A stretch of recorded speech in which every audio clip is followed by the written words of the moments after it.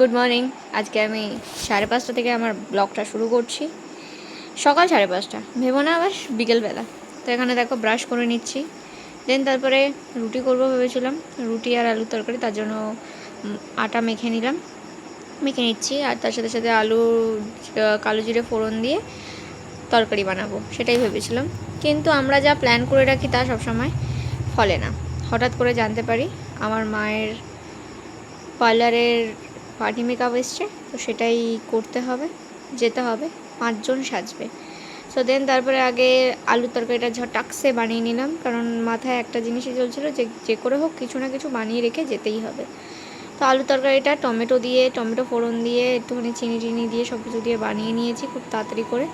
দেন তারপরে আসলে এত সকাল থেকে কাজ করার পরে আর ইচ্ছা করে না নিজের জন্য কিছু করতে। দেন তারপরে একটু মাসাজ দিয়ে দিচ্ছিলাম, মাথা যন্ত্রণা করছিলো, আর জিরের জল খেয়ে নিলাম। দেন তারপরে চলে গেলাম আমি পড়াতে মাহেনুরকে। অ্যাজ ইউজুয়াল ও লিখছে ওর মতন। তারপরে চলে গেলাম সব পার্টি মেকআপ করিয়ে তারপরে বাবার সাথে বেরিয়ে পড়লাম একটা কাজে। তোমরা অনেকেই ভাবছো যে এই তো বললো পার্টি মেকআপ আছে।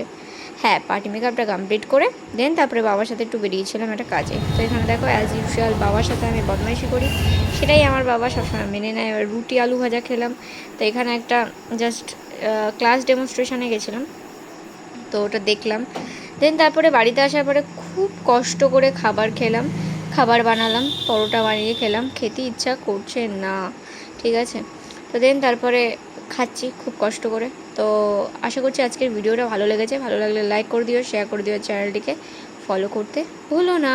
Thanks for watching, by.